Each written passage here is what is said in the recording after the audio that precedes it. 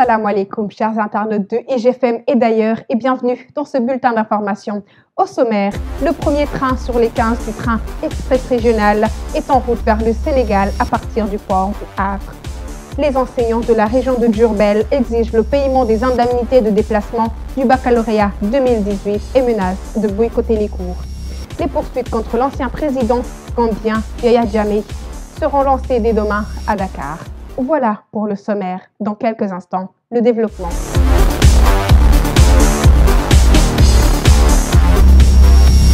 Sur les 15 trains du projet Train Express Régional, le premier arrivera le 12 novembre de cette année au port de Dakar. Alstom, la société française chargée de la construction des 15 trains Coradia polyvalents, informe que ce premier bijou circule à une vitesse de 160 km à l'heure. Il est long de 72 mètres, réparti en 4 voitures et peut accueillir 531 passagers. Ce train reliera le centre-ville à l'aéroport international Blaise Diagne.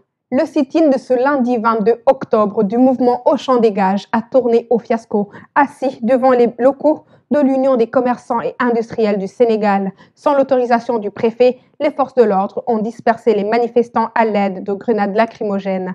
Malgré le décret présidentiel visant la réglementation des magasins de grande surface et nombreuses rencontres entre le ministre du Commerce et les commerçants, le mouvement Auchan Dégage est bien décidé à faire dégager cette entreprise qui, selon les concernés, est sur le point de détruire l'économie sénégalaise.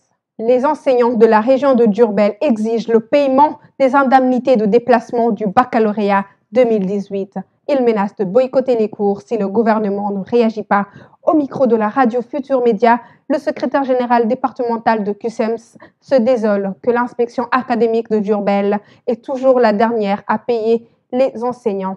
Demandant à l'État de réagir au plus vite, il prévient qu'avec ses collègues, il n'écarte pas une éventuelle paralysie du système au niveau de l'Académie de Diourbel. Cheikh Tidiane Gadio soutiendra Macky Sall à la candidature de 2019.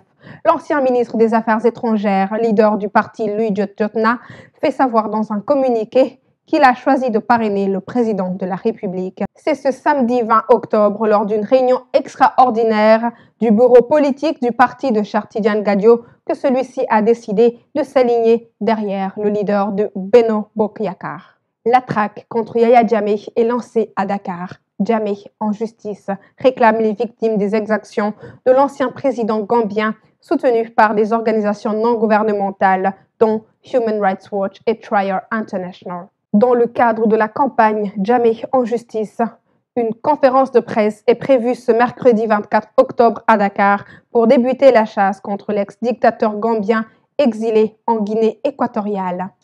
Merci chers internautes d'avoir suivi ce bulletin d'information. Rendez-vous demain sur www.igfm.sn. Yen de len ak jàmm.